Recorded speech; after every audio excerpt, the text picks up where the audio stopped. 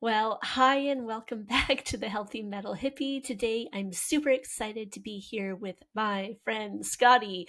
He is the owner of Bellyache Records out of the United States. Where are you? Michigan, right? And Yes. thank you for being here. Thanks for having me. I'm happy to be here today. Oh, it's so exciting. You know what, this has been a long time coming, like we were just saying. And I think if you haven't got any Bellyache records in your collection, I think it's going to change after this episode.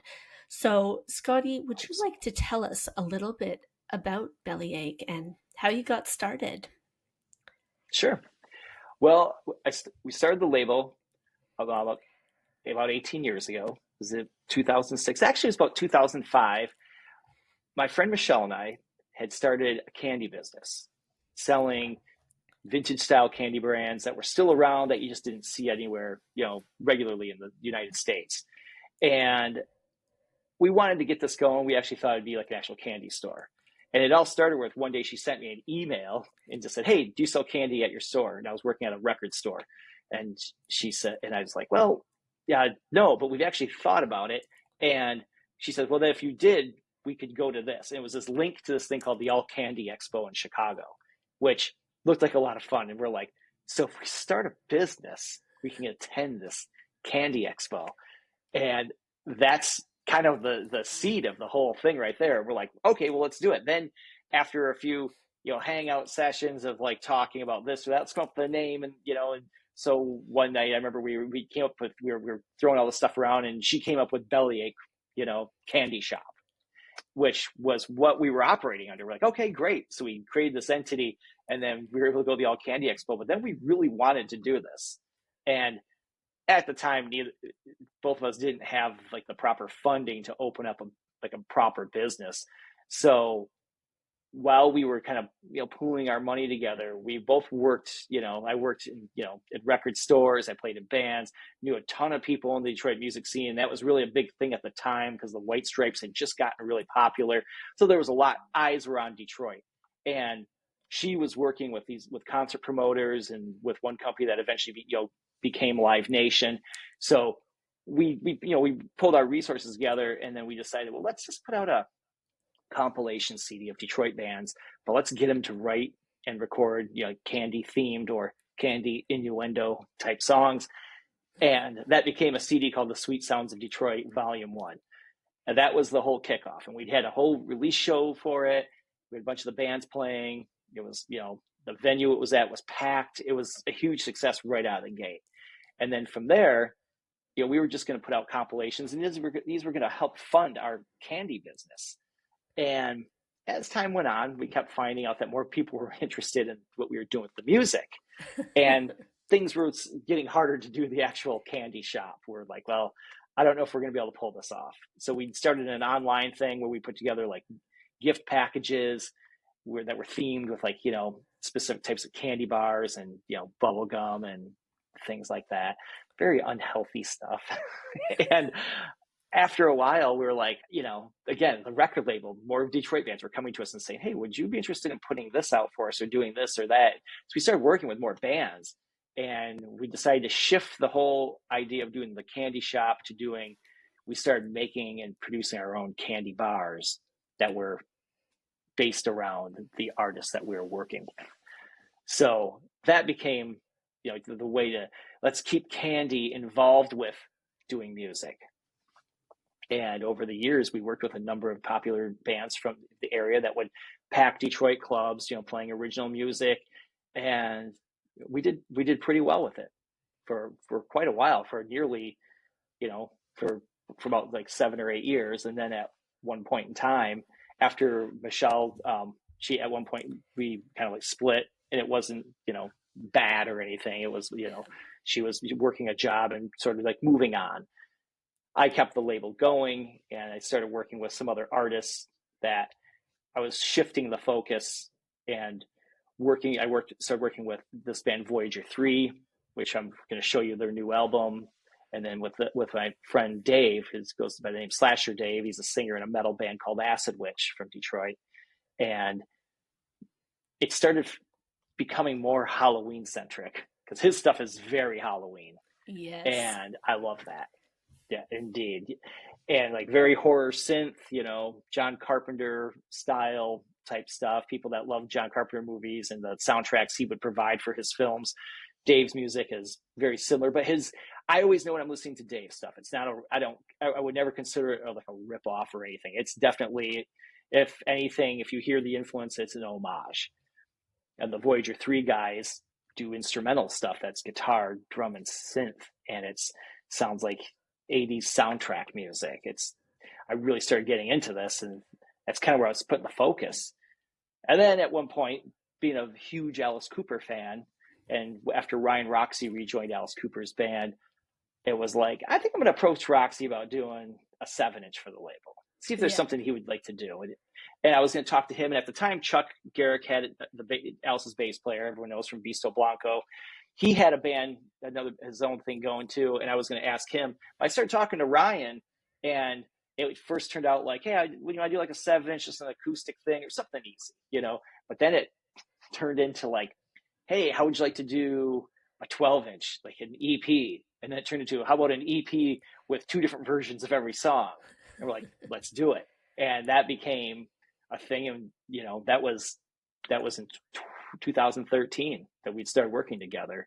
And then from there, it was just like, we put out another album. Then I started putting records out for Tommy Hendrickson from the Alice Cooper band. And, all the while still working with Dave and Voyager 3. And that became more of my wheelhouse. I got my rock element and my Halloweeny and synth rock element all together. Makes But me that's so happy. basically that's the most nutshell version I've ever given of that story.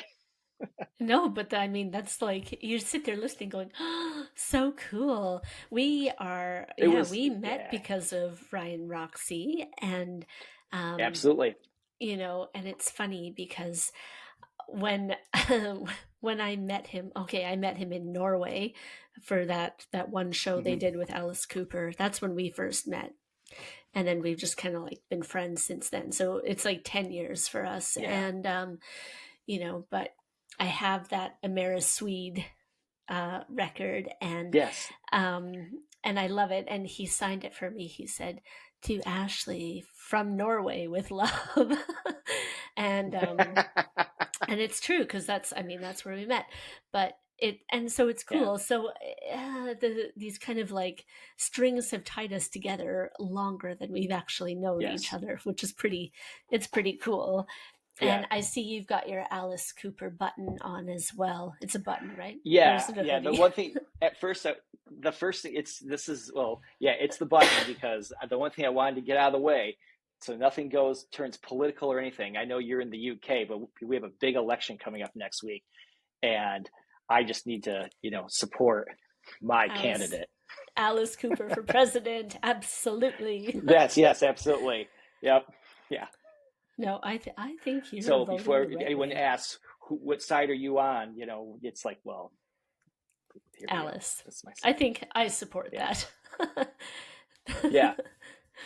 Oh my god, I love it. It's yeah, I mean, you're really quite a horror movie enthusiast too, which I'm trying to be cool and be like, yeah, I like scary movies. I get really scared, but um I, I spent many years watching a lot of really bad horror films, and I've always bought into I guess the concept that any good horror is a great comedy.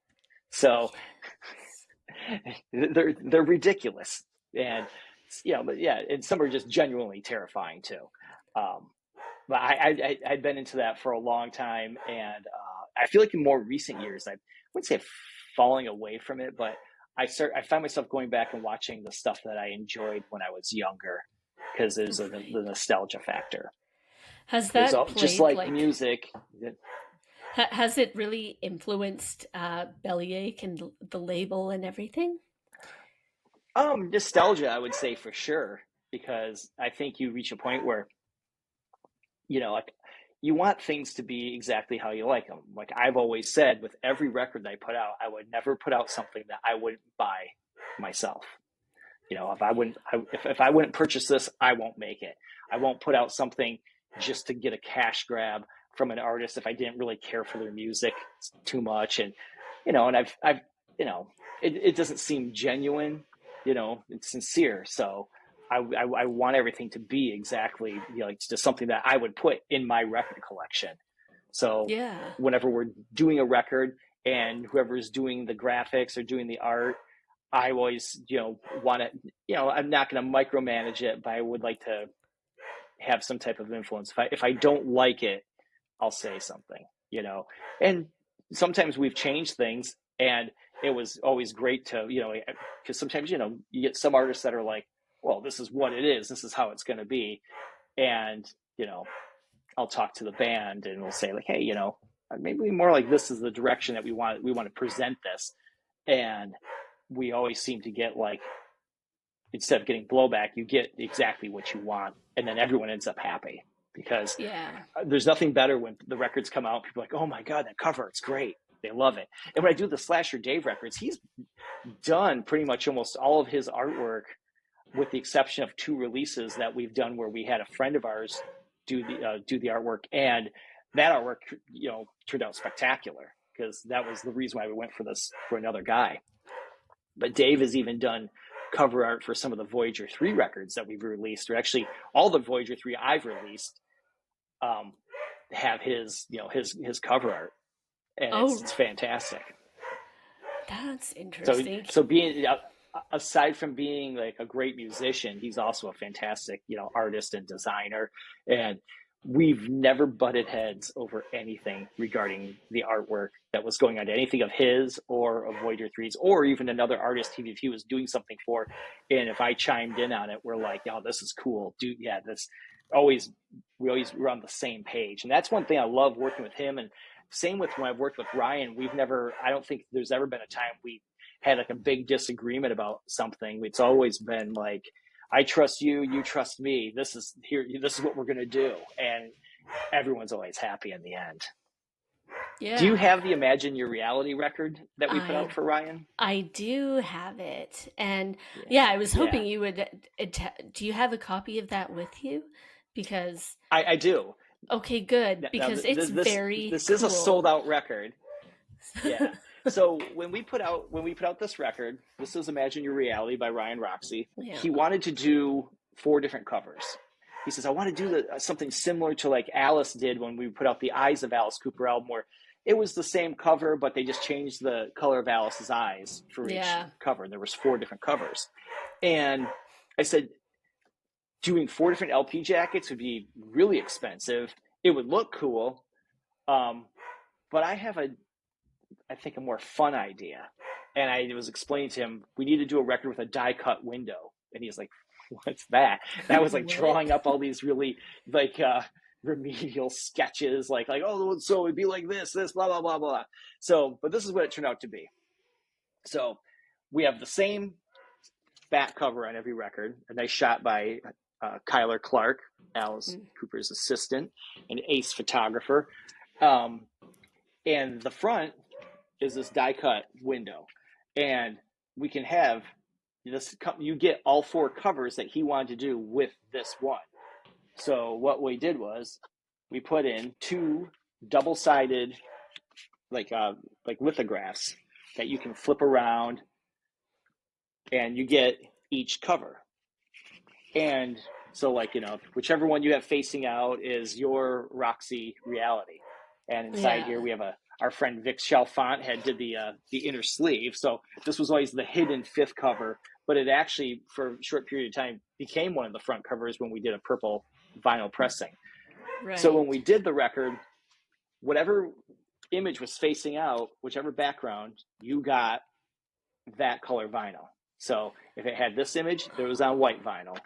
If it had this image, it came with red vinyl. If it had this image, you got blue. And if it came with all 3 of them, it was on black vinyl.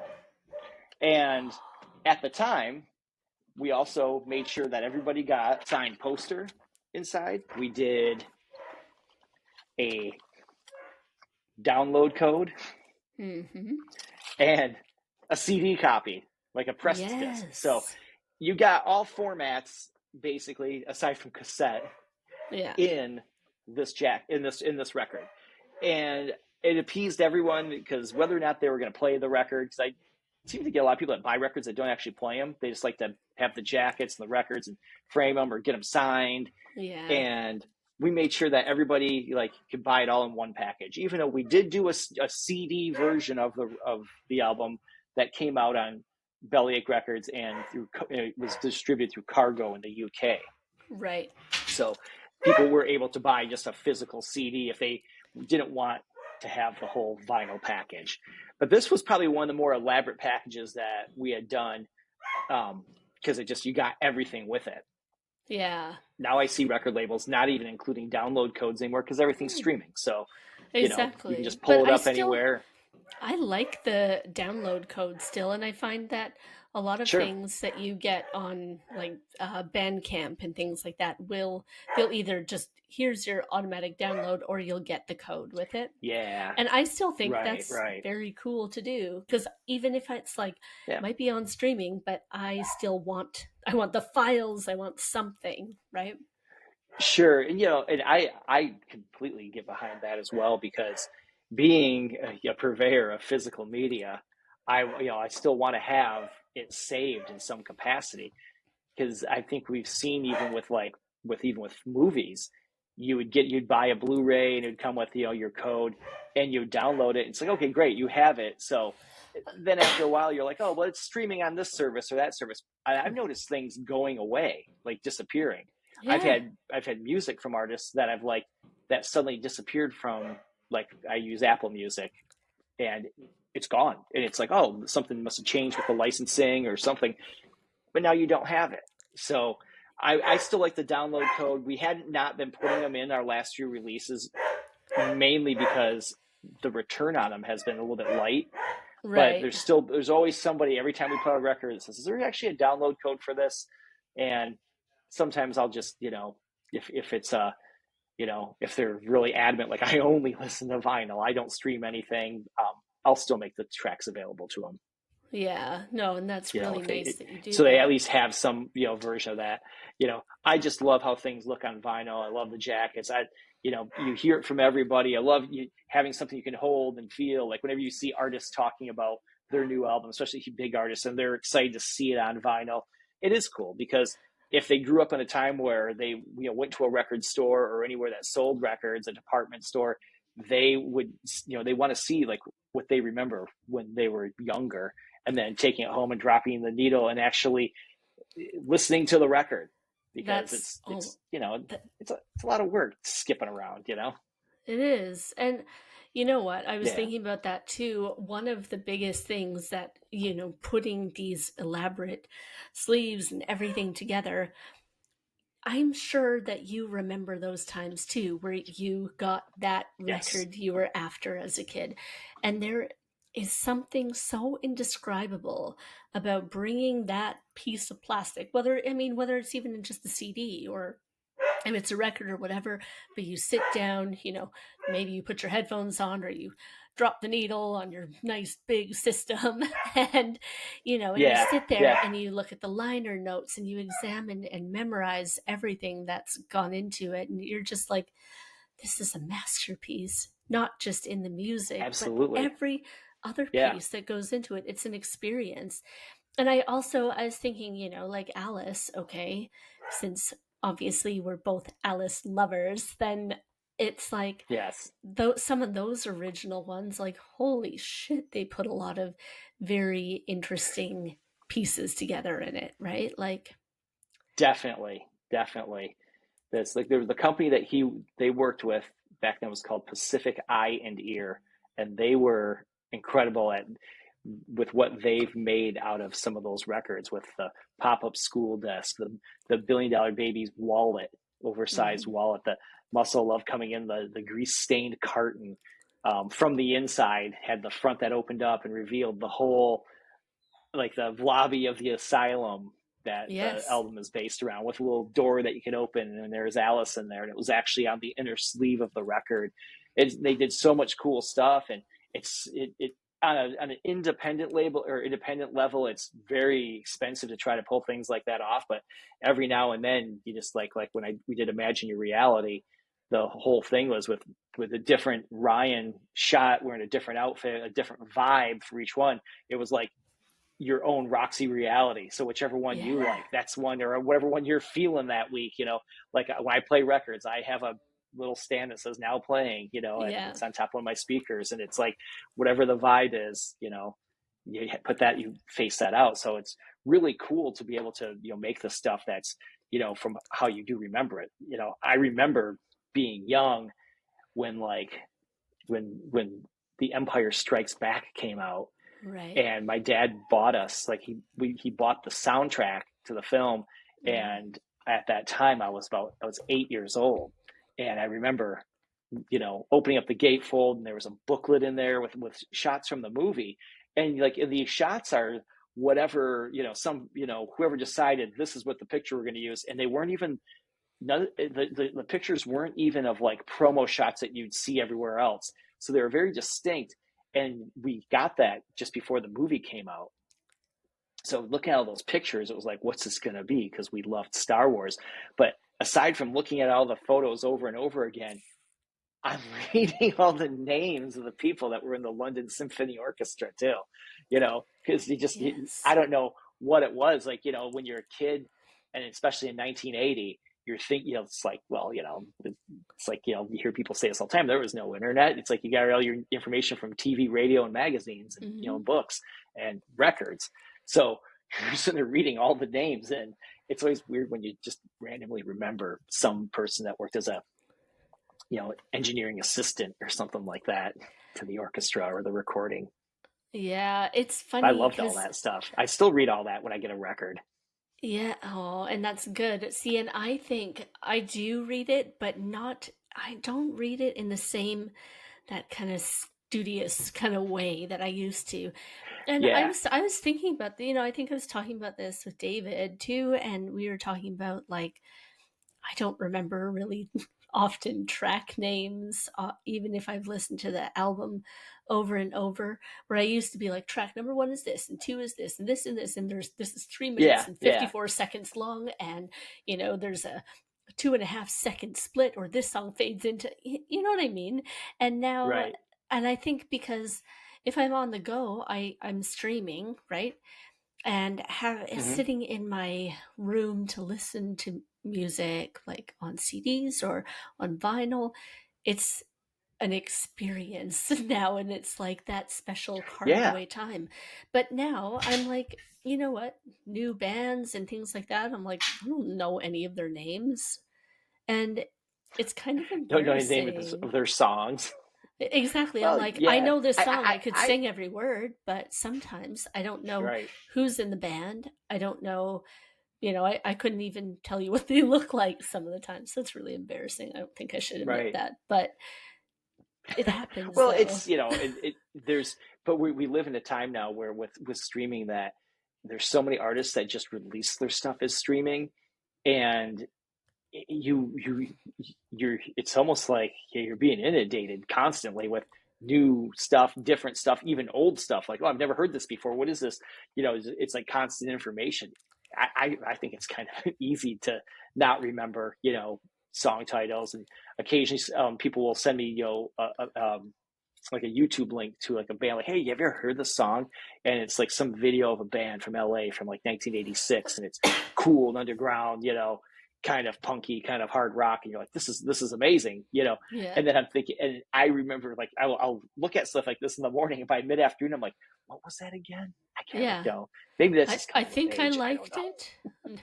I don't think it's to Yeah, do with age. Honestly, I think it yeah, is partially because we are bombarded, we are overstimulated. yeah. And I think it's It's too, it's all it's over the much place. easier when we just click the button and listen or watch the 3 minute video and we're like, yeah, Hmm. fucking love this. And then walk away Yeah. versus we do sit down. And I think there is a lot, I guess, I don't know, a lot of shit because now we don't sit there doing our deep listening moments like we used to, Oh, right? absolutely. it's therapeutic to sit and listen, and no matter what you're listening to, Yeah. when you're forced to sit and pay attention, it is, especially with music, you're listening and just, you're taking everything in. Now, if like, because we can take everything from our phones and stream it to something, or stream it in the car or whatever, you constantly have it going. It's one thing when you'd hear you're listening to the radio back in the day, because you didn't know the next song that was coming on, and then when it came on, if you were like, what is this, you begin to enjoy it.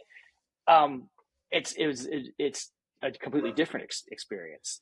And like when you're listening to Yes. a record, and you sit down and you're reading the jacket, and it's like, again, at that time when it was so much different, where you only had, X amount of dollars, you're going to buy this record, you're going to know that record inside out. Yes. And Yes. now it's like, when they drop new music on a Friday and you get to listen, you have everything at your fingertips to listen to, you don't get to spend enough time with it to really hear it and, Appreciate it. take it in and appreciate it, feel it, and have it become part of you. That's why when I see all my years of working in record stores, I've dealt with so many people that they're decided, I'm selling my records now. And they're like, and you can actually see some people, just, they don't care anymore. They've moved on from it. But then there's people that, as they're holding it, you're like about to hand them money for their childhood or their teenage years or something Mm. like that, their college years, anything that they were really like, something they were really passionate about. And you see it come back in their eyes a little bit, where there's like, oh, yeah, of changing times. But sometimes it's just, they need to get stuff out of the basement or whatever. Yeah. But that's, Yeah. you see that a lot, where you're kind of like, this was a big part of them, because they, spent all those years sitting there, laying on during a boring summer, nights, listening to their records through their headphones and just staring at the album jackets. That's why sometimes I get a little, if we're not going to put anything on the inside, like credits or anything, or lyrics, I want to make sure the artwork looks good enough where you have something to stare at for 35 Yeah. minutes, Yeah. I at least on the absolutely front and back agree. cover. Do you think that? That was, No, go, go, go. Tell me. oh no, go ahead. No, you tell me. Oh, you I, asked me. I think that because of all of this, I think in some ways people have really devalued music and forgotten what it actually means to them, and what it means, Yeah. not just personally, but actually what it means like as a society, and in culture overall, pop culture, but everything. There's Yeah. a lot deeper meaning, and I think because it's all right here, Yep. we totally take it for granted, and it's very sad. there's always there's always been artists that were considered, like, people would quickly pass off as being like, oh, that's just flavor of the week, this or that. But I feel like it's like that more now than ever, because you're just handed, like, here's the brand new track from this person, and they're Yeah. not putting out a new album, they're just releasing a new track, and it becomes a thing that people listen to for about a week till the next thing comes out. And then, like, there's a lot of that happens, and no one spends any time getting to know it. Yeah. There was, when I was working recently, um, there was an artist playing that I had known, that had been around for a long time. We were listening to the latest thing, and I'm hearing it, and I'm like, are any of these songs popular? Because it sounds like very modern stuff that people would be really into, but Yeah. yet I could also, and then I'm hearing from the people I work with, like, nah, not really. There's nothing like that. You hear something and you're looking to, like, hear what's the big iconic single from this record. Whenever an artist would have something new out, there used to be these artists that would have a new song, and it was like, wow, this is a huge song. Yeah. And now some of these artists put out records, and you're like, what are the hits off this? Is there anything? People are like, oh no, Yes. it's just, they treat it like background music for the most part. Oh my God, it's Unless so you have true. like your, And nothing stands out. yeah, I mean, and you know what? I'm not going to lie. Like, there's new music that I like, but I agree that if you're putting on whatever it may be, it's hard to pick out, oh, that is the track. It's like, yeah, and sometimes there's not even one. And I think maybe do we also settle for just kind of average run of the mill music now where, I mean, I'm not saying there Yeah. wasn't shit in the 60s and the 70s and the 80s. There was obviously, Sure. there's been shit forever, right? But Right. it's like, but I think we just didn't, we weren't so saturated with like, and now because we all have Yeah. computers, we can all make music. And in some ways, I think Hmm. it's an absolutely beautiful thing. And I think that we all should. But I'm also like, okay, maybe it's not up to quite up to snuff. You know, maybe Yeah. that's mean, sorry. But Yeah. There, and there's some artists that continually put out new stuff. I know, like it's like every time there's a new Taylor Swift record at the shop I work at, people are like, we always sell a ton, and I always say, what's the big hit off of this? You know, yeah, because every time I hear anything from someone Taylor Swift, it's something from the 1989 album that was released well over like a decade ago. It's like, right. but that still sounds new, you know, because Yeah. is anything from this new album being played? And that's not me attacking that, you know, her, but it's like, it's, you know, they're not nurturing these songs to stick around long enough, because all of a sudden there's another single, then another one, or, you know, then there's another artist. There's always something new coming out from somewhere where Hmm. you know, do songs top the, you know, the charts for weeks at a time like they used to? I don't know. I I mean, I stopped paying attention. some do, right? And I mean, Yeah, Taylor, yeah, okay, she definitely has. And yeah, I think off this new one, it's been Fortnite, primarily, but yeah. that still probably is not my favorite song on the album. But, um, No, but like, yeah, everybody, this off the Tortured. Is it Tortured Poets? Is that yeah, yeah, the album? Yeah, yeah. And I mean, but I mean, that's huge. It's still being played like everywhere I go. Um, yeah, Dance remix is coming out now, which I'm like, oh yeah, it's kind of a yeah. banger. I I See, I like that. Even if I'm, you know, if it's an artist I don't actively buy music from, I mm, like that people are passionate about it. That's one thing about the whole Swifty movement that I actually kind of like. I get it from being a fan of like bands that got really popular in the '80s that were like, you know, that became huge, and watching, you know, there was fans that bought everything that came out, you know, buying all the merchandise. I'm happy that there's people that are still interested. yeah, Every time she puts out a record, anywhere I've worked for the last 30 years, it was huge. And yeah, I like, some people get all bent out of shape about the variants and stuff. I love that, because when we put out records, we'll do a couple different color variants for the yeah, fans, pick out which one they want, or buy them all. You know, it's because I do the same thing. The last Alice Cooper record that came out when Road was released last year, I made yeah, sure I had all my copies and had Alice and all the guys sign them. So, you know, it's like, yeah, sure, it's the same music on every one of them, but it gets me excited because, you know, I'm a fan. yeah. I So know. I like seeing Well, that with do other you artists know too. the darts, like the darts US? Well, Nicole, who's the singer, she was on the podcast a few weeks ago, but it was so funny because yeah, their last album, Snake Oil, I definitely bought all all of the versions, like Yeah. first How many pressings. variants do And they have? oh fuck, I think Yeah. there was at least four of Yeah. this one, maybe five. I'm trying to think, but I'm also like, I do buy a whole bunch of variants sometimes, but I'm trying to be good and stick with one because, like, I just don't have the space. Even though, like, Yeah, I get that. inside, I'm Well, like, I I did want that. them all, but Yeah. this one's pretty I and did that that one's with pretty. always with Alice. Yeah. Always with Alice, I'll buy all the variants, and I did that with Iron Maiden for a long time. I had to stop because they started coming out with You're like, these ugh. other versions. It's like, oh no, I get that whole thing too, because I see it with every artist. You know, being a Yeah. record store guy too, it's like I see everything that comes out like that, and especially when they make it difficult for fans, when it's like, oh, you have to buy this one from Walmart, you know, you have to buy this from this Yes. store, and then here's a web exclusive from Amazon or something like that. Yeah. Yeah, It's, you know, the Target it can be exciting, it exclusive, the can be Walmart frustrating, exclusive, you know? the store web Right. shop, three different versions. You've got the Amazon one, Yeah. you've got the TM stores one, you've got all of them. Well, at this point in time, if people are buying records like Bellyache Records, we always kind of limit it more towards like the primary colors, because Right. I think the swirls and stuff look really cool. They do affect the sound quality, Right. and I definitely have had my fair share of records that had some crazy, multicolored swirl, and it's like, this doesn't sound good.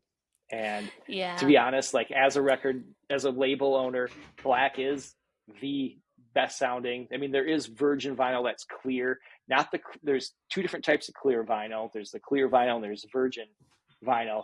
The virgin vinyl will sound, great because Hmm. that's how it's supposed to sound. But Right.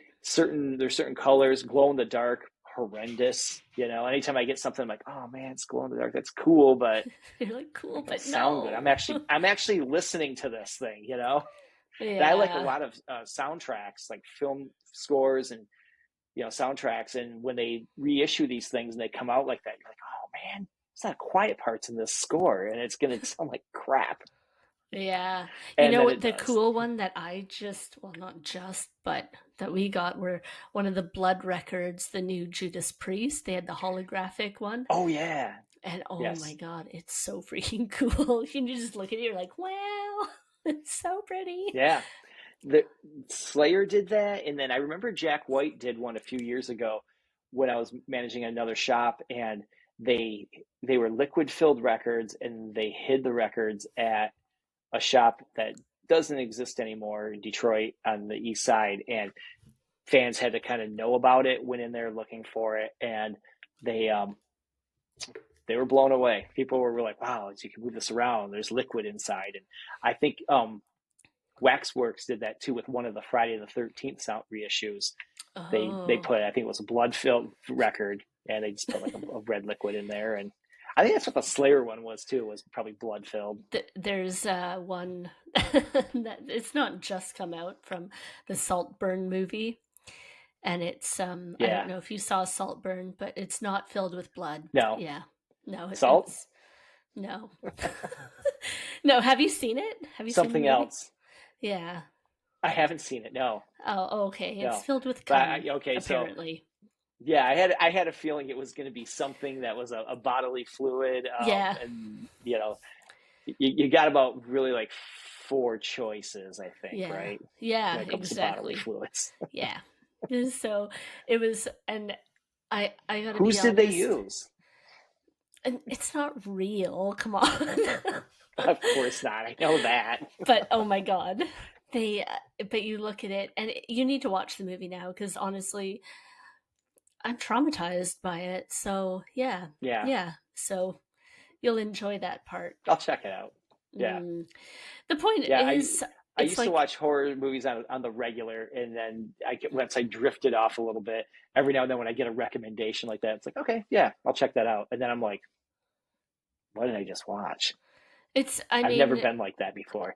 that's the only part of it that I found traumatizing was, the bathtub and Yeah, yeah. So, you know, it's just yeah, gross. It's just so gross.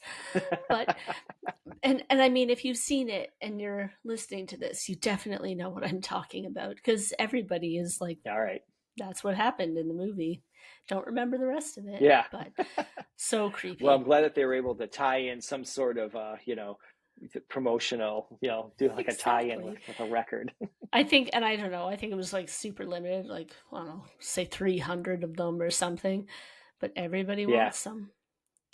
That's the cool yep. thing, too. If you've I, seen the movie, you'll know. Wink, wink. Yeah, yeah, ugh, ugh, gross. But that is one thing I do love about it, though, is, even if the splatters and all that don't sound perfect, I love them because sometimes just looking at them, yeah. they're so beautiful, and you're like, Oh ah, yeah. and it's all Some of part them of are that very. experience, like It's you're like a piece talking of about. art. Yeah, yeah. There was recently, or within the last few years, Waxwork had done a reissue of the Edward Scissorhands soundtrack, which is a Oh, beautiful cool. score, right? Danny Elfman. And they had this amazing looking splatter. They had this great. They made new art for it, and when I put that thing on, and it was just like snap, crackle, pop over and over again. I'm like, Oh, are you kidding me? And it's like the quiet parts. You just heard like I've learned that there's some people that love hearing that like on a used record. I guess that's great, but when I want to hear something that's pressed to vinyl, and it's pressed to vinyl, just there's a warmth that makes it come to life, Yeah. and that bummed me out. And then recently there was another reissue from another company of that soundtrack using the original album art pressed on black vinyl, and it was, Waxworks makes incredible looking and sounding records. That first press that they did there were some issues with it, but getting to hear it then finally on black vinyl, I was like, oh, this is great. So good. Magic. Yeah. Oh. And actually, I paid attention at that point when I was listening to it on the previous version that was noisy. I'm hearing this going, oh, it's a bummer. And it was one of those things that like there's much worse things to be upset about all week long, and it just bummed me out. Like, wow, I paid Yeah. $40 for this, and now this is what I've got. So Damn yeah, I it. bought it again. No, it's good that you bought it again. I think I don't Yeah, know. I keep seeing everybody's very the price of vinyl. It just keeps going up, and that's everybody's it keeps freaking going out up, about it. and a lot of it, I don't know if it's because they think they can just, well, this label's charging this much, we can charge this much. Well, I get it when you're pressing these 180-gram records that are they're heavier. And the thing about 180 gram is that it doesn't sound better than Right. standard weight records. If your plates are cut, the stamping plates are cut right, and they come from a good set of lacquers, it's going to sound great. And there's always been this myth of that it's a deeper groove, it sounds better, but it's just a thicker record. The plate Right. is the plate. It already has the grooves in it. It can only go so far, of Right. what's on the surface of the plate. And that at first I kind of believed that as well. Like, oh, it's got to sound better, right? And then the pressing plant that I use, they were like, no, they don't do 180 gram, and they're like, it doesn't sound any better. Right.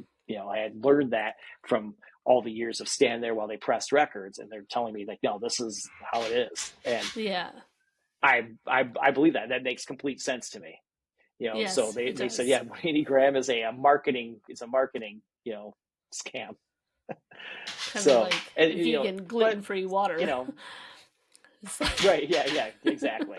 Yeah, you know, or just saying something's organic or vegan, and yet, but it doesn't. There's no ingredients. yeah. You prepped it for someone. You just tell them it is what it is.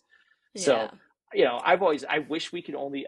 I mean, I could easily just only press black vinyl Hmm. and call it a day. It's not as expensive to press it. Like a lot of pressing plants, like when they're doing colored vinyl, they do it at certain times or whatever. I would prefer to do everything on black because I want it to sound good. Because first and foremost, I want something we Yeah. can enjoy. But I do understand that people like to collect stuff, and so do I. Like even when I'm going to buy a record and I see there's 3 different variants available, and One, there's a two, black three. vinyl, I know, and I'm like, oh, do I buy all 3 or do I just, this one looks cool. How much am I going to play this? Then if I have to Yeah. really think about how much I'm going to play it, then I have to think about why I'm buying it. Yeah. So I don't question when people like, but if we have 2 different colors available, which is usually where we go, sometimes we'll do 3. I'm always curious as to why everyone leans towards a certain color. Are they into it because Oh. it matches the cover art better, or what's I always wonder what the psychology behind that is. Oh. Why Okay. did Have you why found did this one anything sell out out though? before? No, everyone's like, oh, I just like this one better. You know, like anytime we do like red in another color, red Yeah. always sells better, and I'm not sure why. That's weird. Because I'll be Yeah, honest, usually I'm like, red? I don't want a red one. Who was it? yeah. Green Wasn't always that does particularly well too. green is cool though? There's not enough green vinyl out there. Yeah, That's what yeah. I say. Well, if you want green vinyl, Yes, I do. let's see here. Is this one? So we did the new. So this is the new record from Voyager 3. It's called Killer Cool. Cabbage. It's a soundtrack to an Mm. independent film that is. It's like I haven't seen the movie yet. It's like it was. They're still showing it at like smaller like film festivals, and it was something that was shot locally in Michigan. And the guys from Voyager 3 felt very like, oh, this seems like this would be fun to score. They were asked to score the film, so they did. And being though it's Killer Cabbage, we did do it on green vinyl. Oh, So it's on a green and like a translucent. This is oh, Killer Cabbage green. And our I need and it. our buddy Slasher Dave did all the artwork for did this. This is an exclusive cover art just for the vinyl. So when they did their digital and they did the CD, they had a different artwork. I But need this it. is totally Dave. Yes. Oh, there's one coming to you. Oh, But there's yes. even an Easter egg on here where I wish I had a copy of the first Voyager 3 7-inch sitting next to me, but Dave did the artwork for them back in 2013 of like this road warrior guy in a car, and he's like got his fist, he's shaking it, like he's like, yeah, he's like this road warrior dude. And there's a bit of an Easter egg on here because like this is kind of like an homage to that guy. It's like he's Oh, here, fighting the Killer Cabbage as well. So I thought that was a pretty cool Easter egg he threw in there for anyone that has been following the band for a while or him for them. But if you find it's Victory in the Battle Chamber is the 7-inch from Voyager 3, where that you get to see like the full color, the full shot of, the dude, with his headband on. Looks very, very 80s. this is so But cool. and when you listen to like the Voyager, the soundtrack, it's like listening to any of the like the regular albums I've done with Voyager 3. It's their music sounds like it belongs to a movie that doesn't exist. And so Right. to me, it was just like, even though it says, this is the original motion picture soundtrack, to me, this is also just Voyager 3's new album, because that's exactly what it sounds like. Oh, They so could have cool. said, here's our new album, it's called Killer Cabbage. They could have not said as a soundtrack. I'd be like, oh, cool, because that's what their music sounds like. So definitely, I really want to see the movie now. It Yeah. almost felt weird to me putting out a soundtrack to a film I hadn't seen yet, but like I said, at some point, when they make it available, so you can at least hear the music first, and then inside we put an insert that has like some scenes from the movie. Oh, And yeah. if any of these guys ever turn up at like a Comic Con or something, you can buy your copy of the record. And people always want to get their things signed by like the actors. Yeah. Oh, And yeah, of for sure. course, That's you huge. know all the credits too. So naturally that was the first thing after I pulled it out. I read the credits. Yes, of course. Yeah. Oh my God, it So looks yeah, so but cool. yeah, yeah, and that's Dave's artwork is always very distinct. Like people will ask me like Yes. oh that the cover art has a vibe that goes, that Slasher Dave? I'm like, yes, it is. You know it. So yeah, he Oh, always knocks it out, and you know something to look at. There's always things to find. oh, that's so So cool. And you um, can get that off the Bellyache website, yeah? yeah, that's at bellyacherecords.com. And you can get other like we have everything that's currently available that's not out of print is available through the website. We almost sell, some stores do carry it if they order direct from us, but I do keep everything is pretty much exclusive through us right now.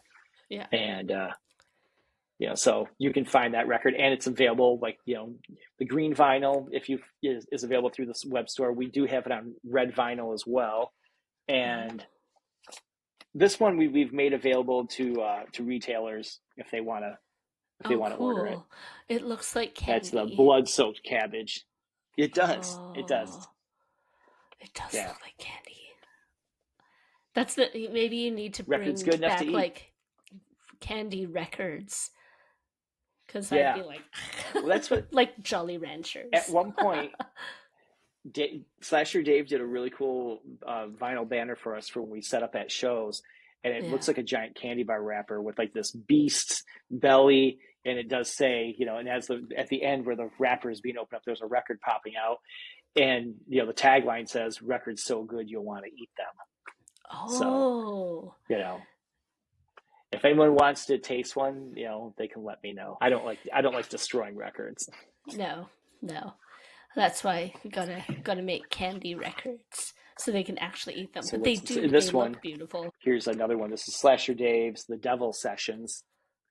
I was Oh proud that we had this is the first release I put out that actually has a legit actor on it, and it's Ernest Borgnine for anyone that knows who that actor is from the 60s and 70s. But this was on Blue, my God, it's and so that reminds me beautiful. of. I remember they used to make those. Well, in the States, they had these lifesavers like lollipop suckers, and it was like this color, but it had like a white swirl that was like a white cream, and this was like sort of like blueberry Oh flavored or like yeah. something like that. That's what this reminds me of. Oh yeah. Oh my God, it's stunning. I'm like, It makes you want to lick what? it. Yeah, yeah, but that's the Devil Sessions. He had two different EPs that we put on one Devil Sessions. And when you flip it over, it's got the this album was called Haunt Chamber. Oh, so So this cool. was a we two contrasting styles of artwork, but I thought that would they look both look amazing. And we do that so people could whatever front cover is the one that they choose, that can be their front cover. Yeah, and I think that looks really cool like that. Thank you, thank you. Oh, oh my Yeah, God, I'm and, like, one thing about doing those transparents and doing like if it was an opaque, I always go for like I've always had heard that the darker colors will sound better. You go for a lighter color like a white. Sometimes it could come out sounding a little bit brighter. So I tend to stay away from whites and what's the other yellow. I'll do like a translucent, but the opaques tend to they can turn out a little noisy if your masters aren't your lacquers aren't cut properly. interesting. But we've got a good lacquer master, and the lacquer master is the person that actually cuts the music to a disc, so that way they can make the plates that stamp the records. Oh, that's so And our guy is interesting, though. fantastic. Yeah, I almost bought the new Kylie Minogue on yellow vinyl, so now I'm glad I didn't. yeah, yeah. It may very well sound really good. I Um, got clear because it came I with just, I like a just, signed yeah. photo. Oh, yeah. Well, yeah, absolutely. If there's anything signed, you always want that for sure. Especially by Kylie. Yeah. Yeah, Kylie is still very, very popular in like UK and Australia, She's like bigger here legend. than she is in Yeah. Australia, she said. Really? Yeah, and Wow. I was like, it's kind of crazy. It's also very Yeah. interesting too, like, so talking with David, obviously he is American as well, and Hmm. he talks about here how our record stores are really kind of thriving, and Yes. where and just how different it is from America. He's like he always says like the Hmm. music scene here, it's like the 80s were in the States, and it's to me, I find that really interesting, and I absolutely agree with it, but probably in a I mean, I understand it differently. I think about here versus my hometown, Calgary, and yeah, obviously Yeah. London, there's going to be stuff happening no matter what, but it's Sure. especially in comparison, but it's interesting talking about it from Boston or from Detroit versus London because obviously Hmm. two massive music cities, right? Like Yeah. and so the fact that we're thriving so much here, but even here people are like it's dying, it's over, and it's like no, we've Yeah. actually got it really good, guys. It's really good here. I wonder what they would think if they come here because where I live in like in a less than a 2 mile radius, there's at least 6 or 7 record stores, and they're all in this part of town, and everybody you can go into any of them on any given day, and there's always people milling about buying records, and it seems like a lot of people buying older stuff. I often wonder how it is with the newer music. If new artists or if people are coming in and buying, if they're stocking multiple copies of new albums from artists because it's the latest thing.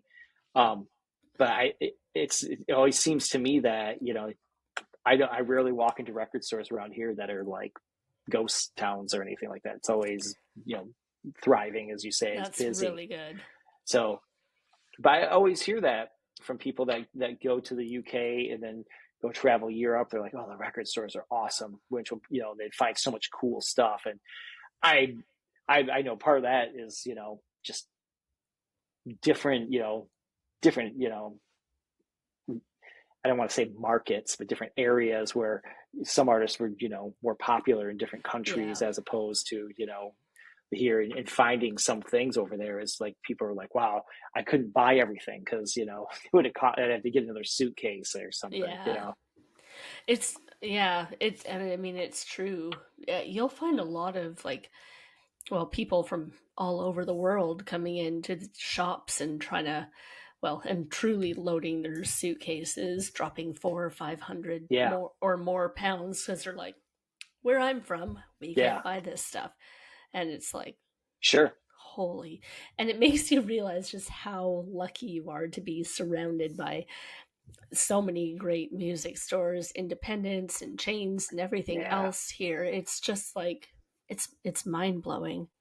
It's really special, and so Yeah. That's as a music fan for sure. And as someone like myself, I get people all the time that ask like, hey, are you guys going to have this in the UK? You're going to have this in Europe. And it's so expensive to ship overseas now, like heavy boxes of records. mhm. And it's got to the point where it's like, well, the records would be so much more expensive.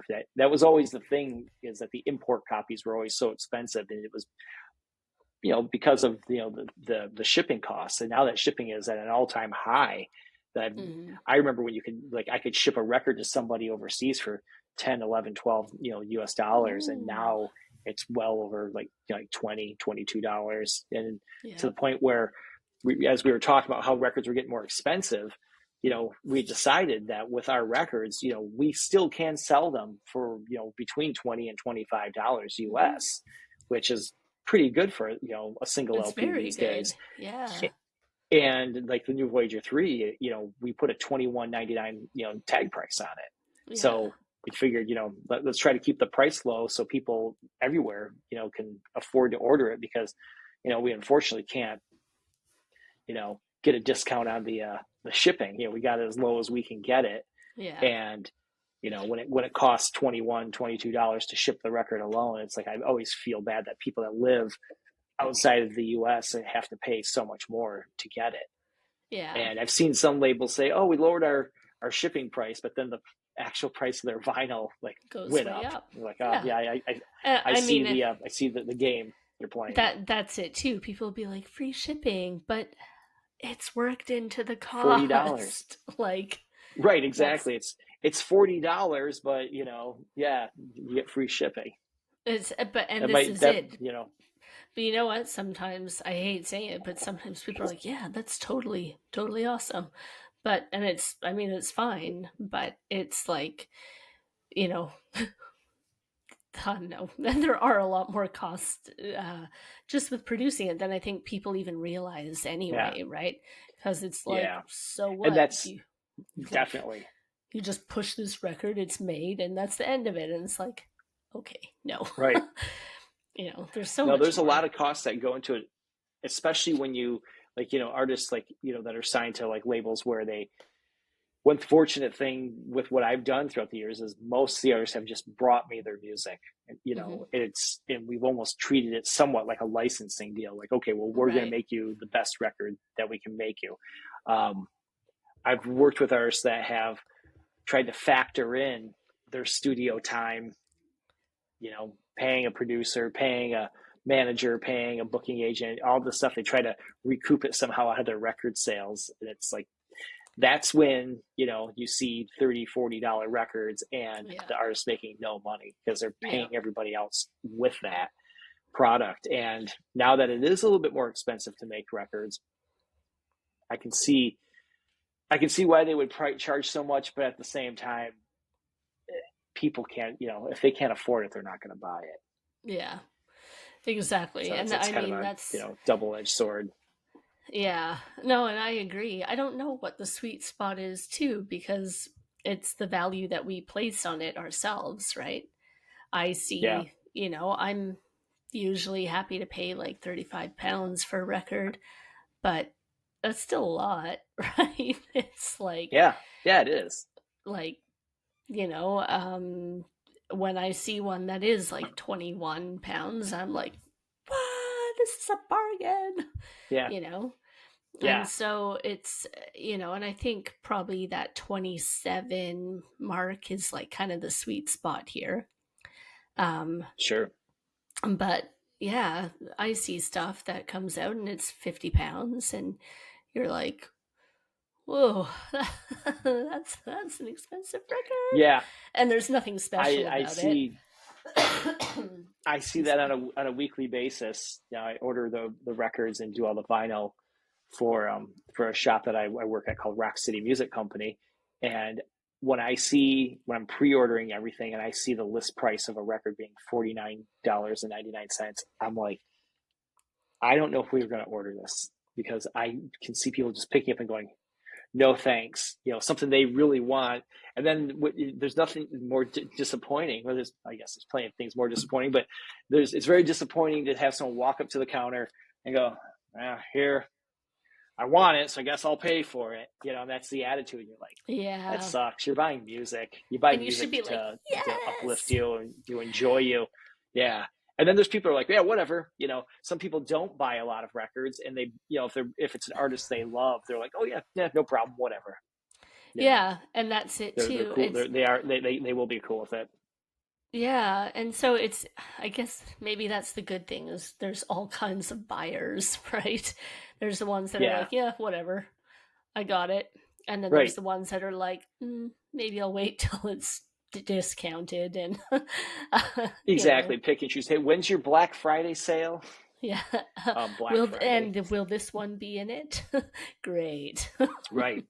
Yeah, that always get people like that as well. And then there's plenty of times we'll release a new record if there's two or three variants, and if we put test pressings up available, there's I always see names of people that will boom boom boom, they'll buy each one and they'll send a message, thank you always for putting out some great records, and that's Yeah. rewarding enough. It's like you're the reason. That's I get excited about records every time, and when I make records too, it's not just me sending in tracks and then, oh, here come the records. One thing a lot of people don't know is that I've been doing everything the hard way for years, where the pressing plant that I use out of Detroit, actually, like I can drive there and go pick them up. And I go there and pick up just the records. They're in the inner sleeves. I bring them back to my workspace here and sleeve all the records, put in any additional things. We, put them in a poly bag, slap a hype sticker on it, and there's many times that's just me doing all the work. Yeah. And sometimes it can take a day or two, depending on how many are being pressed. But I rarely it can be daunting, but at the same time, I'm like, this is great. Everyone that I see go through. So I see every record, touch every record that's going out Hmm. to a person. So it's, I could easily take all the jackets to the pressing plant and have them do all the work. It would take longer to get them back. And I know they appreciate me for it too, because Yeah. I just go there and pick up those boxes of records. And that, I find it, that's, it's cathartic for me, and it's rewarding, knowing that, hey, we're making all these records. We have a ton of pre-orders. These are going out to all these people.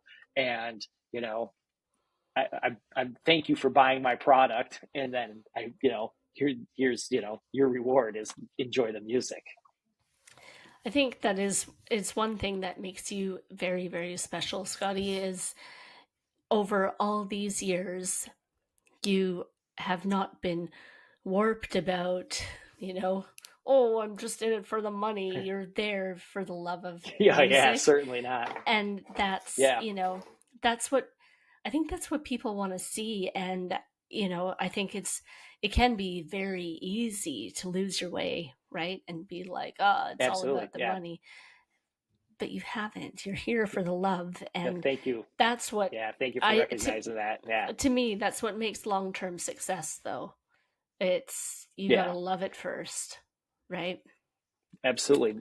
This record is number 79 in our catalog. So, some labels, I know they've got hundreds and hundreds of records out, but when you're one person doing it, and working directly with everybody, and raising, the capital it takes to get it made and doing everything. It's like, I've known people that they come to you and say, "Hey, I started a label." I'm like, "Okay, cool. Yeah, I can't wait to see what you put out." And then 3 records later, they're tapped out. They're like, Yeah. "Wow, that was way more work than I thought it was going to be, and no one bought it or this or that." And you're like, "No, that sucks," and never like, "Oh, well, that sucks. I'm glad my records, still move." But it's always like, yeah, that's a bummer, It to hear is. that from anybody, because it's, it's like, it's something, I know a lot of people, that's what they would like to be doing. I mean, I would love this to be what I do all the time, Hmm. but, I also have full-time, work full-time job. And, as much as I hate having this, some people say, "Oh, so it's like a hobby label." And I'm like, No. no, it's still an extension of me. It's still something I do. It's like, Yeah. it's not just like, "Oh, I don't have time this week to work on records." It's like, no, if I'm making the commitment to putting out this record, then it's like I'm You making have to the do it. time and the commitment to do it. It's like, I want to make sure that when, someone gets it, someone places an order, that thing's going out in the mail within 24 hours, Yeah. regardless, unless it's a weekend or holiday. Yeah. No, absolutely. And yeah, that's it is kind of a slap for people to be like, "Oh, so it's your hobby." It's like, no.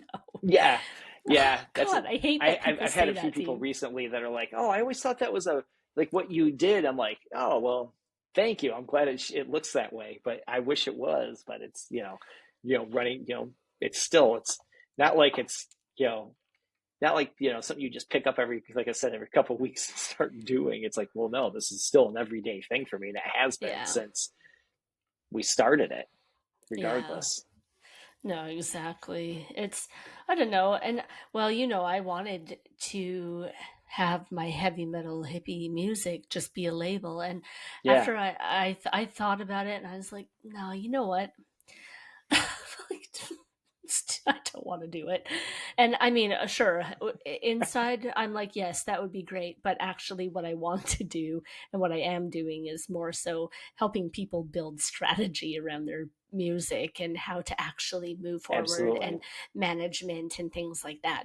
And that, I think that's far better for me. And so, but I mean, And that's something people need for sure too. So that's yeah. that's great. But it's, and that's, I guess I just say I have only respect for you because I do know the kind Thank of you. work and all the pieces that go into it. It's not just, like I say, it's not just like, oh, here's a record, there you go. That's like, and I Yeah, think most people aren't that naive that they think it's just that, but there's still, I mean, we've even talked about it. There's a lot more pieces than the average person does realize that's there, right? yeah. So, It's kind of like movies and TV and like making records. It's amazing how quickly people are, to take a dump all over something that they don't enjoy without thinking about all the work that went into something. It's like, sure, like we have our, like, you'll watch a movie like, "God, this sucks," or maybe it doesn't speak to you, but yeah, when people are like, then they're very adamant and they're like, "Yeah, don't watch this movie, this or that," and you think about the thousands of people it took to make this, and it's like, but they were all on set going, this is gonna be great. Like, their vision is different. They see something yeah, differently, and you get a lot of like, division with, like, when it comes to music and like movie and TV shows, that people are very subjective, and it yeah, it kills me when they think like, "Oh, this thing sucks." They just, like, as if we just slap something out. It's like a lot went into that, yeah. It's and it's funny I've been too. down the road. No, sorry, I was just go. gonna say, I've been down the road where we've gotten test pressings, and that's something I think some labels don't always, especially bigger labels. I don't know if they're listening to when you get a test pressing to hear how it's going to sound before you tell them to press the records. And Yeah, I've got test pressings that were like, "Yeah, this isn't acceptable. It's too noisy. yeah, There's problems here and there," and we tell them, do it again, till we get it, because I wouldn't want to put it out there and have everybody going, God, this sounds awful. Like when you see all the reviews, when people go on Discogs and they log their Yes. copy, and you see like all these reviews saying terrible pressing. This sounds awful. These guys should be Yeah. ashamed of themselves. It's like, I don't ever want to read anything about that, about one of my records ever. No. No, and I don't think you would. So I don't think you have to worry about Thank you. that. But Yeah. it's yeah, I don't know. It's interesting too. I always think about that. Like if I'm listening to something, I have to remove myself from it in some ways because I might go, "Oh, this is shit," but I'm actually going like it's not shit. It's just I don't like it. It's not my personal Right. taste, but I can see Sure. why everybody loves it. Absolutely.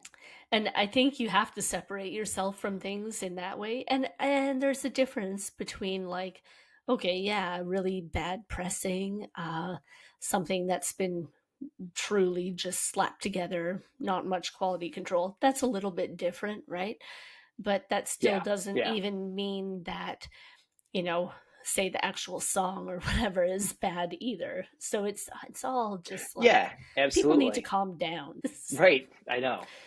I don't understand why people can't just let other people enjoy something. Yeah. You It's know, too there's so many easy. people that are so quick. Yeah. And especially when it's, coming from like social media or like YouTubers or something, when like all these people just looking for a hot take, like Yes. almost like clickbait stuff. People want to listen to someone, just take a dump all over something that somebody worked so hard on. And Hmm. you know it's so I kind of look at things from the point of view like, well, I didn't enjoy this or whatever, so but I'm not going to sit there and go online and say 1 star. Exactly. There's this movement like I'm really sitting there on a computer, or this like, oh yeah, no way, don't waste your money on this thing. um I don't ever get involved with doing stuff like that. It just, if it's No. something's not my cup of tea, I just won't say anything. It's like, Yeah. okay, well, No, I you may enjoy agree. this. I didn't care for it, but I know people from working in shops of, like, people have different tastes, and I know when to recommend something to someone, even if I'm not a fan of it. It's like, Yeah. you'll love this. Did you like it? Not really my thing, but I know you like this, so I know you'll like it. And then people are like, well, yeah, I did like that. I've had people that were apprehensive to buy something because I said, yeah, I wasn't a big fan, but I know you like this, and I know it will speak to you, and Yeah, then they're like, oh, exactly. okay, cool. And So that's that's always, you know, so when I'm selling my own records, I just tell people this is what it is. You might enjoy it. Maybe go sample it online. And I've had people come back to me that was like, yep, I want everything this band put out. add to cart, add to cart, Yeah. add to cart. Check out now. Right, exactly. Yeah, yep, absolutely. Oh, And then, that's really or sweet. when you hear something, and you go look and it's like sold out, you're like, no, suddenly you're looking at everything, Amazon, Discogs, any online retailer that might have this. it's, it's I see true. things like that all the time. Like, I need to And then find there's that this. panic. I'm never gonna get it. And then Hmm. you overpay for it, and then it turns up, that, oh, here's our second pressing. You're like, You're like, oh, mm. But then there's the $70 people that would be like, yeah, but I got the spent. first pressing, so it's cool, Oh, right? absolutely. But Yeah. there's that Yeah. collector First too, press. right? Yeah. Hmm. Oh, Hmm. yeah. There's plenty of people that they only want like an original, you know. Yeah. And sometimes the original, especially when you're dealing with in older music, isn't always the best either. There's plenty of people get upset when they remastered or they did a remix. It's like, well, yeah, it needed it. It didn't Yeah. sound good to begin with. And But I so think that's it. here's your crappy original pressing, and then there are plenty of records that are like, wow, they have not gotten this right since the original pressing. That's Yeah. unfortunate. I know you're a big Beatles person, and as they continually reissue more Beatles stuff, you know, I find it comical as soon as all the critiques start coming out, Mm. where people are like, "Oh yeah, no way! Like, there's no way these are gonna sound good, or nothing, beats the UK pressing. There's no way this US Of pressing is gonna be course. any better, or they're taking the '86 stereo mixes of this, and I'm like, oh my gosh, that's too much for me. Yeah. I, But I'm I do find I'm it not that comical to listen to. I'm not kind of that crazy. I just I don't have the energy for that. I Yeah, love my yeah. It's Beatles. I exhausting. mean, I definitely got the new box sets when they came out, and Yeah. I definitely got like the red and blue box sets, and Hmm. I definitely Are got you the getting the? single, the Oh yeah, the single now and box. then. I got that, Yeah, yeah. and Oh yeah, but the Now and Then single. That's right. yeah, yeah, I got That that came one out on last year. How blue. did you like that song? Oh, I cried and I cried listening to it. I was like, this is Yeah. so beautiful. I really, really loved it. Right after it premiered, like I was very interested. The thing is, I like the Beatles. I like Beatles music. Um, they've always been a band I didn't really have to buy anything from because it's always kind of It's always been everywhere, there. and Yeah. it's always been there. And they're one of those groups where you hear a song from them, and I somehow know the lyrics to all the songs, even though I didn't Hmm. like religiously listen to them. They're just sort of like through osmosis. Beatles music is Yeah. like in the air. But when they put out that single last year, and I put in my AirPods. I'm like, okay, I want to check this out, and I was hearing it on Apple Music. The mix was just like, oh my god, this sounds really good. And then that they had the other mix of what was the first It's single Love Me Do, that they right? released? Yeah, Love Me Do was it? Yeah, the way that sounded just coming through, it was as if they just pulled every track from the original tapes and then just mixed it where it was just like in outer space. Like Yes. I was like, this is cool. This sounds really cool. And I know some people were like, oh, they couldn't, they couldn't get behind it. But the song, it's like, when I heard the story about how they had that song as a leftover when they were doing the Beatles anthology in the '90s. I Hmm. remember watching all of those. I remember as those Free Yeah. as a Bird when it came out and Real Love. I always had heard there was a third song. And then once I heard this, I was like, you know, people were like taking a dump on it, acting like why it's not a good tune. It's like, well, yeah, it was a Lennon demo. It's like it's not like here's the Beatles got back together and wrote the next number one hit. It's like, no, you're getting Exactly. something archival that was restored, and I thought what they did with it was pretty cool. It was, You know, I I, mean, it was beautiful, and I was just all, yeah. yeah, Everybody knows I cried listening to the single. I cry seeing when I saw Ringo, I cried and he gave me his towel. yeah, And when I saw yeah, Paul, I cried the whole friggin' show. So yeah, yeah, it's like it's fine. yeah. There's nothing wrong with that. I mean, that's it's it. There will come a time we won't have anything like that. Yeah, We're not going to cry at watching tribute acts. You know, yeah, you might exactly. cry at how some of them, aren't playing the songs right, or Maybe. wishing that you might cry over being upset that you had a chance to go see Paul McCartney multiple times through your 52 years on the planet and you didn't go see him. You didn't. Me. No, I've never seen. I haven't seen a Beatle, and I would like to, He's and the fact playing that in that London Paul in is still, December. yeah, Hmm. you're going. Um, I hope so. We haven't got Yeah, tickets, but I hope so. It's I always play the long game with tickets these days, especially big venues. In the States, we we I've have been. I've I've told multiple people this. I always just stuff pops up just before the show. People can't go. Nowadays, they make it so easy for people to just resell their tickets or actually return their tickets. Yeah, You know that exactly. I've bought plenty of tickets the day of show that were awesome seats. That Yes. like wow, these went on sale 13 months ago, and here it is, less than 13 hours before the show, and I just got second row. Who did we just see all summer in the summer for half price? Stevie Nicks. We saw Yeah, um oh my god, Bruce Springsteen and ACDC. yeah, And we got in for like yeah. £30, £25, some of them. Wow, that's amazing. And we I bought saw them Bruce. day of or the night before or something. Yeah, Yeah. I saw Springsteen not this past March, but it was the night before my birthday. last year in Right. 2023, and I bought my ticket the morning of, and I was in the pit. And the Springsteen pit is like in a big open area, Hmm. and maybe in some venues, from what I understand, it's not as big.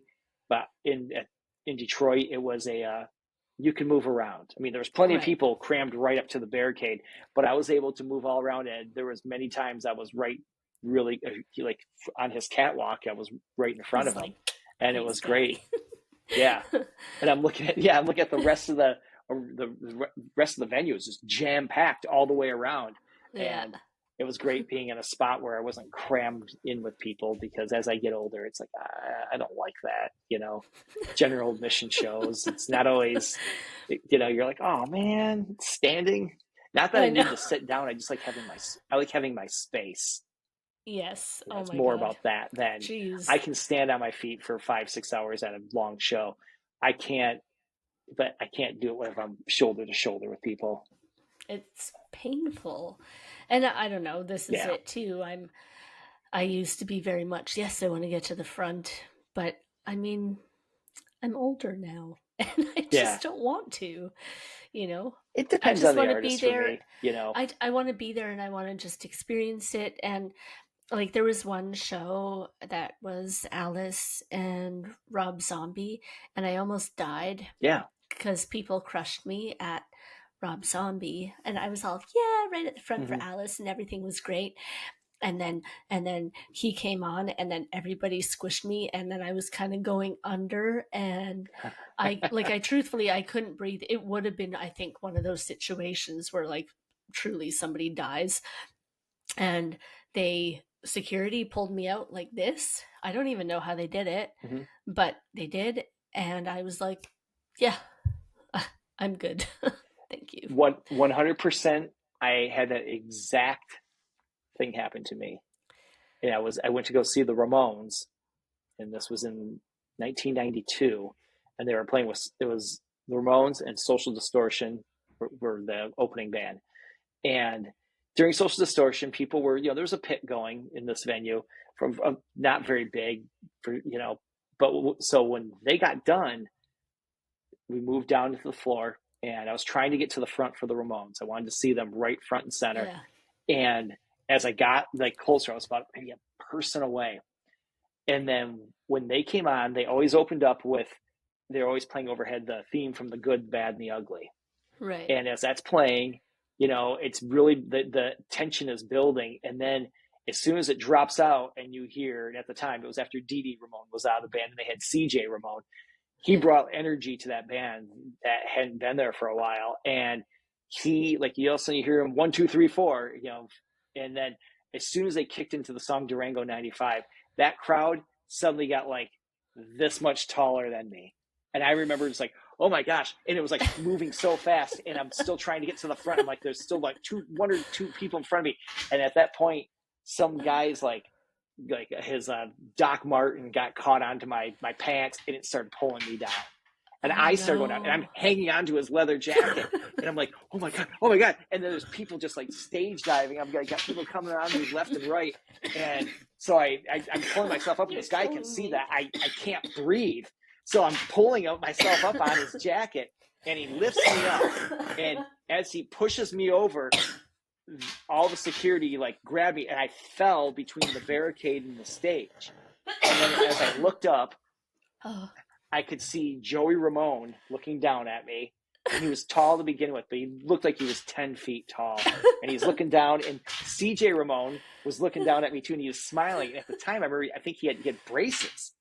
Like, and I was like, and it was so crazy. But then the security guy that picked me up, he picks me up and he stops, he looks at me, and it's this guy that I used to, when I was a kid, I don't know if people understand this, I used to have a paper route when I was young, where I Yeah. delivered newspapers to people's houses. You rode a bike and you threw it on their porch.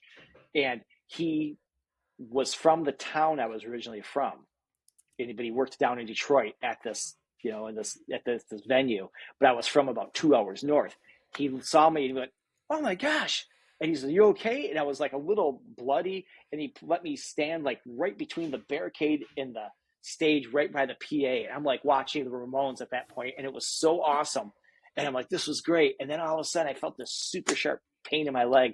And it was this girl, and she had like these spiked heels on, and she's kicking me. And I remember she just grabbed me, and she was like looking at me going, I'm going to be the closest to Joey. And I remember how yellow her teeth were, and the Oh. bad, like her breath and everything. It was so like, at that point I had enough. And I just was like, okay, I can't stand here anymore. And I just worked my way through and just, moved my way back up to the mid-level of the venue. Cause it was like, Uh, I had just been through that, and I was still like coming down from like the adrenaline and the anxiety of being crushed, and the just like, I hope I don't suffer any damage from this. oh my My friend's God. dad was a chiropractor, and I remember I had to get an adjustment the next day from that. But that was like getting crushed. That I just thought it could have been over if people just started stomping on my back. Like if Yep. people, because then the pit started going, and then by the time I moved up to the next level, like the Ramones were already like 12 songs in, and it was literally like 10 minutes later, because they played their songs twice as fast live. Right. And I remember getting to that next level up of this venue and looking down and just seeing that pit, that circle pit going around so fast, and I thought, I could have been, that would have been just You would X's have been for dead. eyes, like laid out on the floor. Oh my God. I'm sorry for That was laughing so so hard insane. and like That's coughing okay. to No, death. it's It's like the I best like thinking about it storytelling 30 some years ever. later.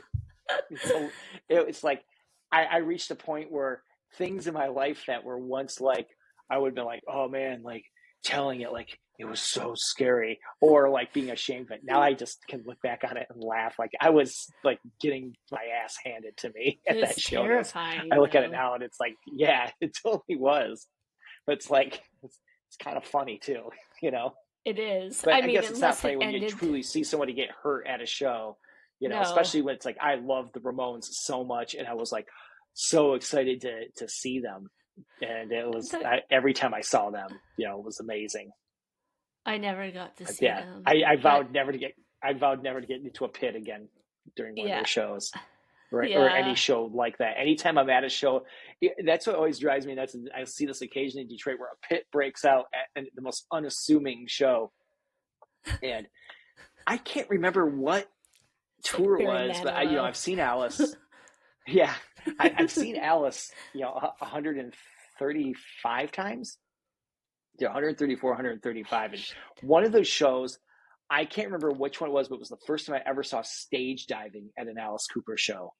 And I remember Oh. asking Ryan, like afterwards, like, how often do you see stage diving? Because there were a few people that managed to get up on the barricade and jumped, and it was a strange thing to see at an Yeah, Alice that's show, because weird.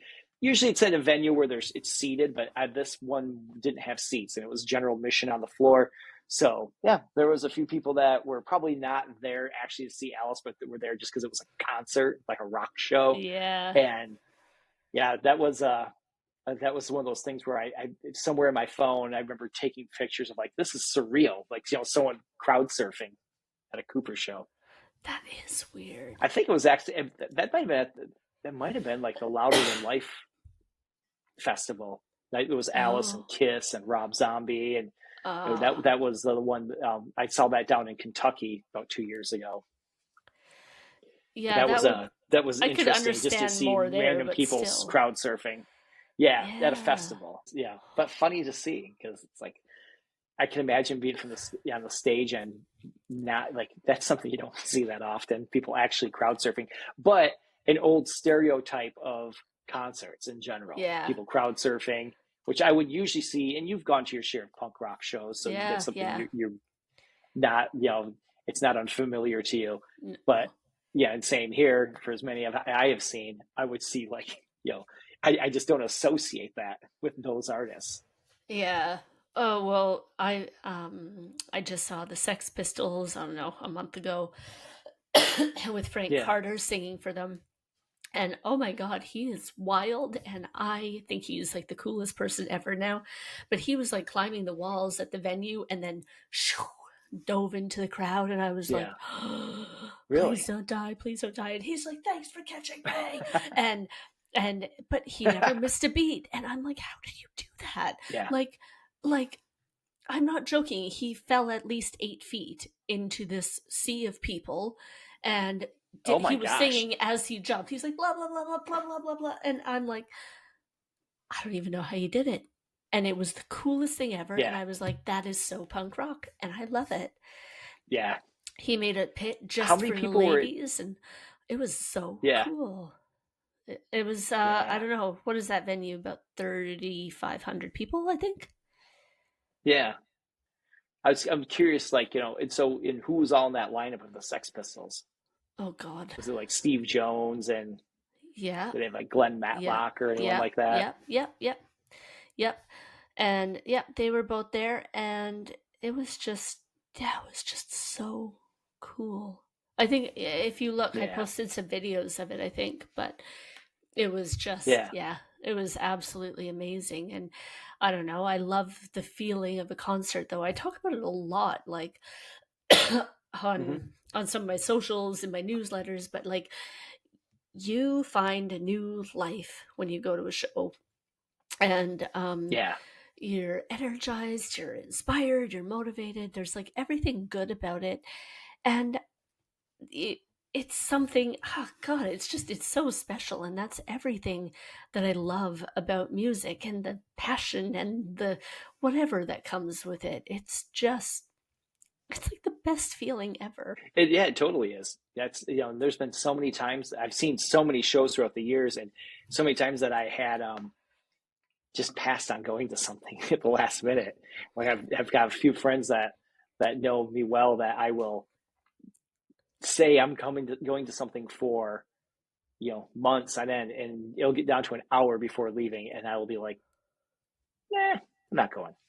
And because I don't feel like it. And then I get in, but then the times I have to force myself out the door and go, I'm going to the show, and I get in and I'm like, I'm so happy that I came.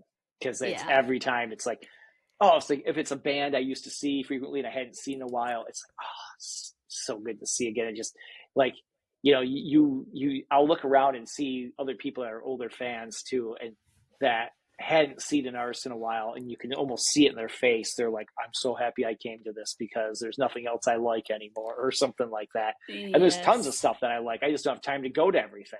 yeah, And oh for sure. but you see that and you're like, oh, everyone's getting something different out of this, and this is awesome. That happened recently. I went to go see. Are you familiar with the band the Dickies, Yeah, the old punk band from LA? yeah, I used to really like that band a lot. Sort of drifted away at one point, and then randomly I saw that they were coming, and okay, well, I like the venue they're playing at. It's an easy venue to go see bands at, and just like walk in and kind of, it can get packed in there, but like I walked right in and walked up to the side and found a good spot to stand, and I was watching them. I was relieved that there weren't any. I don't think any pits broke out at that show, which was surprising. I think a lot of the crowd was older too, and I hadn't seen them in a long time. And their songs are short, and I think they only played about 35 minutes, even as the headliner. But you heard like 20 songs in that right. 35 minutes, and I was satisfied. And I was super happy that I came to it. And I was like, oh, that was great.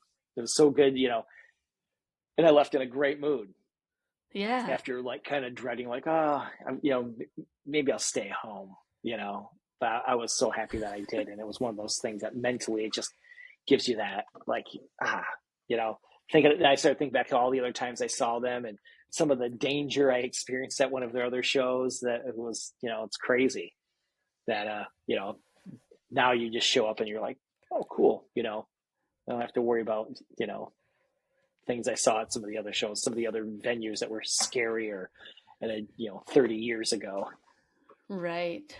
Oh, yeah, it's, I love all the memories that music brings with us, that we carry through our lives, and then all the cool stories Yeah, that we get to share along the way. And Scotty, I am going to say thank you for keeping that passion of music alive in absolutely thank you. everything that you do. It's like, there's, you know, it's the people like that are few and far between, but they're all the ones that are going to keep music thriving forever.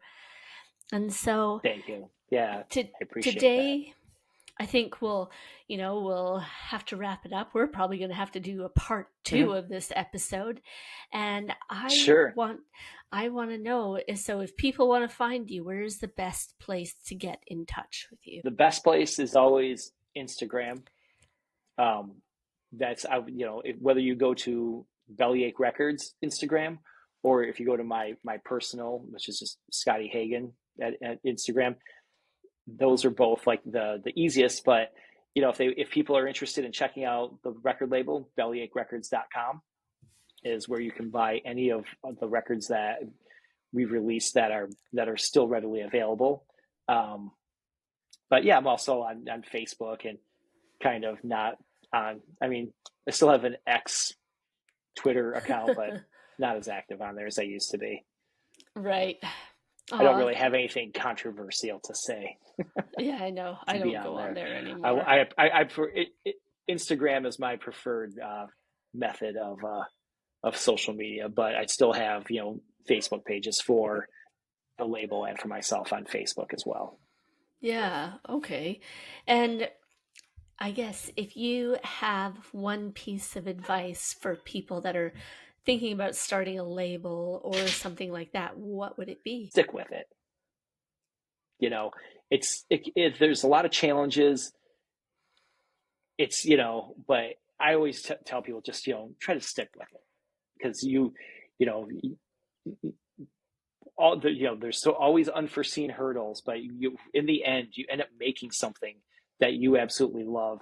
And when you love it and you find other people that love it as well, it's like you know it's gratifying. You hey, you might get rich doing it, you might not, but if it's something that if you love, like records like I do, I stuck with this when during the times that I didn't have to. Like I didn't have to make records, but I wanted to do it. I wanted to keep doing it, and I'm so happy that I did.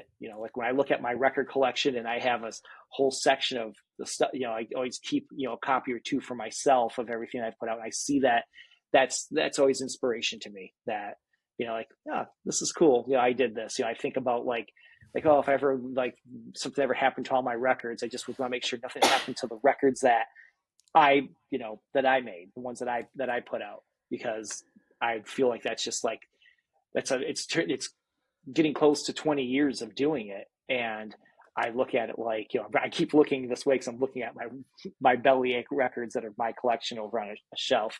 And it just leaves me with a sense of fulfillment that, you know, no matter how many I continue to put out, or if I stopped it like, tomorrow, it's like, this is something that I've been very happy with. So I just, I continue to stick with it. Makes me happy. Someone that's aspiring to do it, it's it's a cathartic process. I think, it would be great for anyone else too that's really into it. Amazing. And you are, yeah, like I say, you're a true legend, a true hero, and championing music for the Thank you. future. And so, thank you Yeah. again for being here with us today, Scotty. It really Thanks for means the having me. world to me. And we'll talk to you soon then.